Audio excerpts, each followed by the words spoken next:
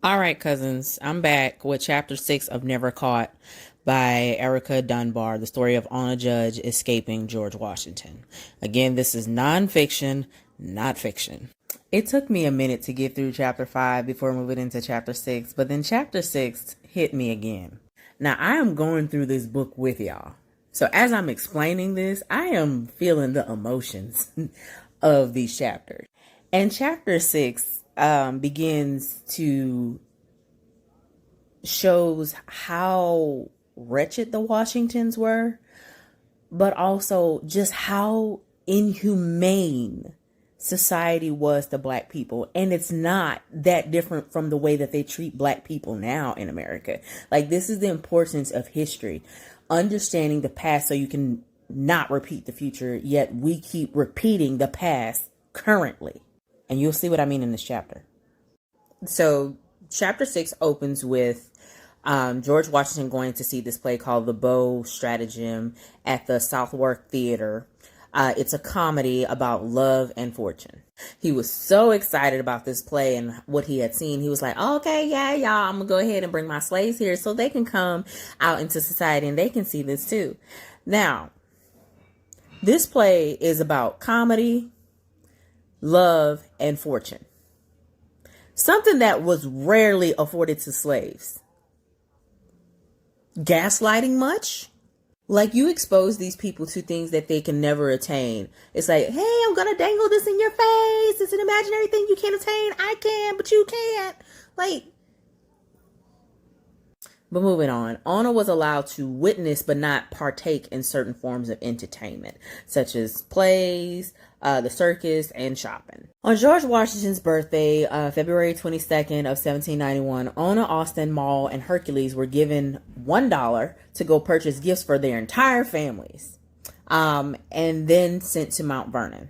Remember, Washington and Martha are out here scheming to avoid them being able to get their freedom in Philly after 6 months. So remember, they're in rotation. But Washington was also petty.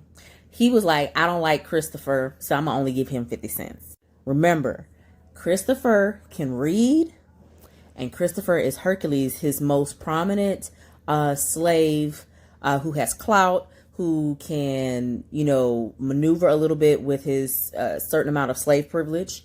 And so, but he doesn't really like Christopher. George Washington does not really like Christopher, so he gives him like 50 cents, which is a reflection of his disdain.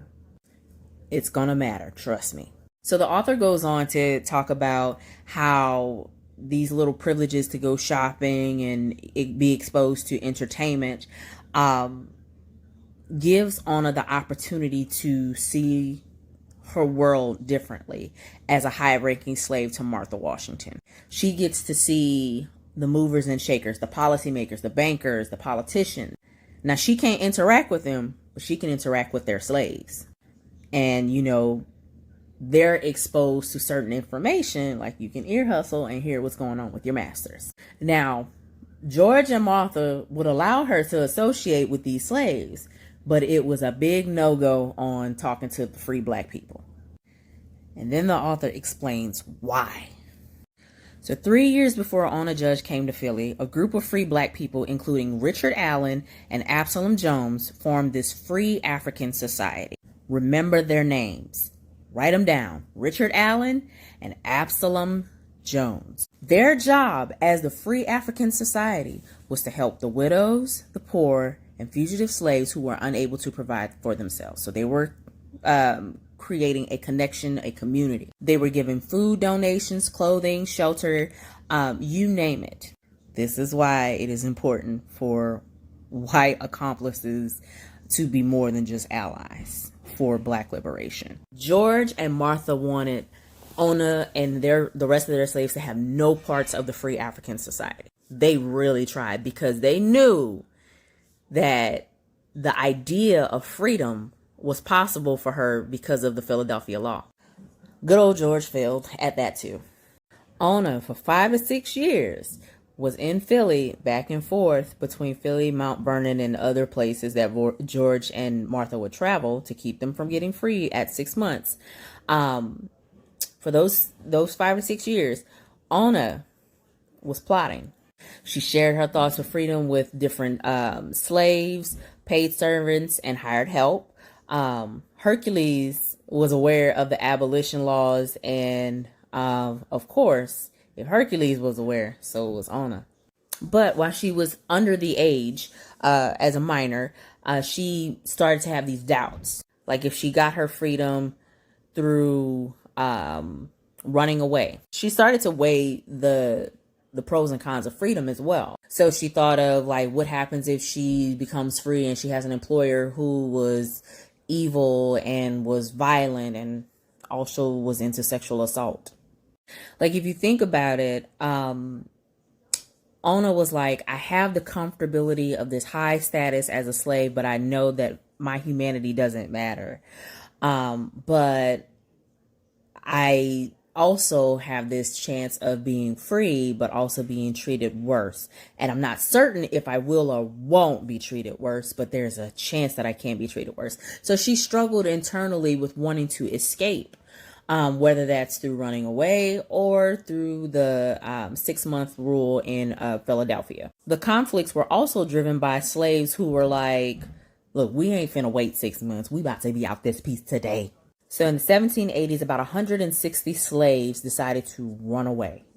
A lot of them were black men. Some were black women trying to join their children and their husbands. It was also scary because Philadelphia was not a predominantly black city. It was only 5% black, which means it was majority white.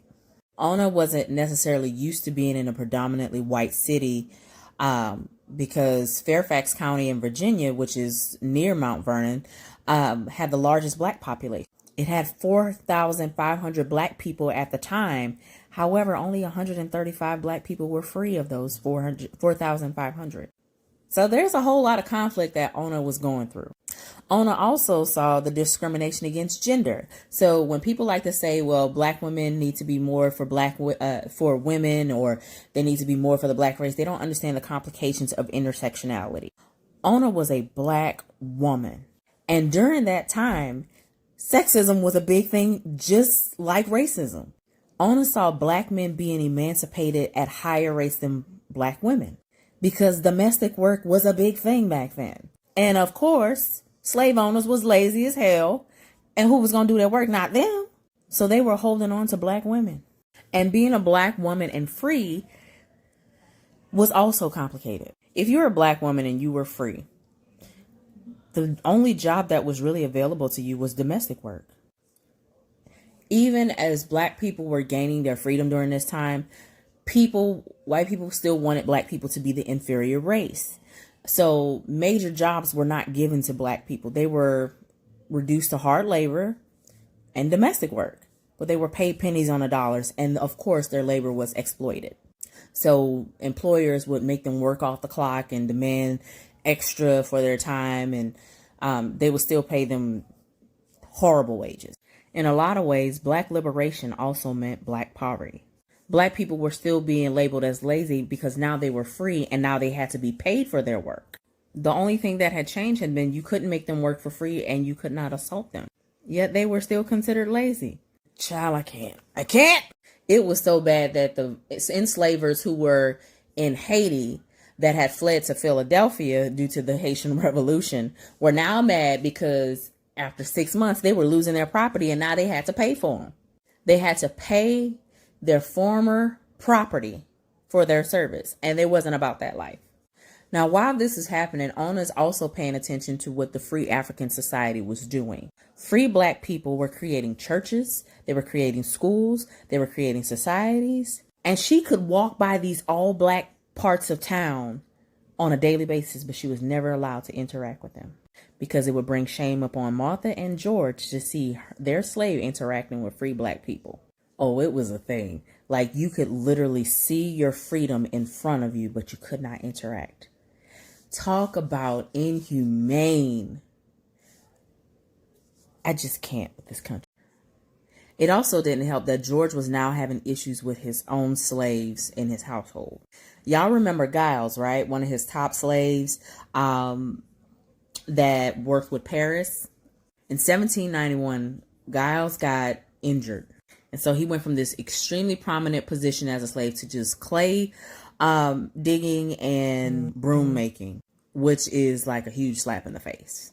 Paris was then demoted to work on the stables because George was like, I don't like your service. You lazy. You talking back. You don't want to do what you told. I don't want you here, so I'm going to demote you to the stables. The problem was his slaves were getting hip to freedom. And that is why George deemed black people lazy. Back then, black people were called lazy because they didn't want to work for free and they became resistant to this idea. Today, black people are called lazy because they don't want to work for pennies on a dollar. If you don't know history, you're doomed to repeat it. So then Paris ends up dying. After Paris dies, we get to Christopher Shields. And remember, he's literate. He can read. He was one of the only slaves on Mount Vernon who could read. And remember, George had already shortchanged him and called him lazy and resistant. Although the author doesn't notate, from what I saw, how Christopher was lazy or resistant to George, George made it a point to pay him less and to say that he was dissatisfied with his service. It also became an issue because Christopher could read, which means that he was more versed into the Philadelphia law for freedom for black people. And what happens when you educate somebody about a better opportunity for their lives? They have the ability to elevate their lives. Word to Conscious Lee, education is elevation. Slaves knowing how to read could use the law to their advantage, and keeping them in the dark about their freedom, about what laws actually say, about how your society actually works, was important. And this is why I say there is a huge effort for certain political figures to make sure their constituents remain stupid about the way that the law and their government works. There is a huge reason why the banning of critical race theory is being pushed. As long as you keep people in the dark about a better way to elevate themselves, to have access to information to make their lives easier, to no longer keep them in the dark about the way that you are oppressing their lives, you will always be able to keep them inferior. They did this to poor white people too. This is still happening in 2021. All right, so then the summer of 1793, yellow fever breaks out. The disease is killing about 4,000 to 5,000 people. Many people are fleeing Philadelphia, especially George and Martha, because they're not trying to get it. Although it was acquired through mosquito bites, people believe that it was airborne. Tobias Lear's, remember him? Tobias Lear's wife died at the age of 23 because of it. And then get this. Tell me if this doesn't sound familiar to you. Think January 2020. During the yellow fever epidemic, Benjamin Rush, a prominent physician, said that black people cannot get yellow fever. And so Jones and Allen, remember Richard Allen and Absalom Jones? They thought, oh, well, we can show them that we're worthy of being treated as human beings. Let's help them because they're dying. Let's take care of their sick. Let's take care of their dying. Let's help them to prove we are not lazy and unworthy of freedom and equality. However, Benjamin Rush was wrong, just like they were wrong about COVID. Black people started dying at the same rates as white people. Black people were 5% of the population, yet 10% of all yellow fever deaths were black people. And get this, while they were trying to help sick and dying white people, as black people started dying, the white folks in Philly started to accuse black people of robbing and taking advantage of vulnerable white people. Don't you love it? As winter came and yellow fever started to phase out, the Washingtons returned to Philly. Black people were burying their dead, and while they were burying their dead, racial tensions started to increase. Sound familiar? These same rumors and lies about black people robbing and taking advantage of white people started to change the narrative that black people were worthy of freedom and equality. Sound familiar? As the chapter closed, we realized that Ona is now experiencing personal loss. Her brother Austin had drowned on his way back to Mount Vernon, and the grief had stricken her mother Betty so harshly. A month after her brother died, her mother died. And George, with his broke self, was relieved that Betty had finally died, because in her old age, in her 50s, she became a liability because she was so costly, and you had to still take care of your slaves in their old age. And most of the time they couldn't work. So he had to take care of her financially with his broke self. And then Ona started to realize that she was just as disposable. I want to know your thoughts. We get to see so much of the disregard of Black life and the inhumanity of George Washington and Martha Washington. It's quite disgusting.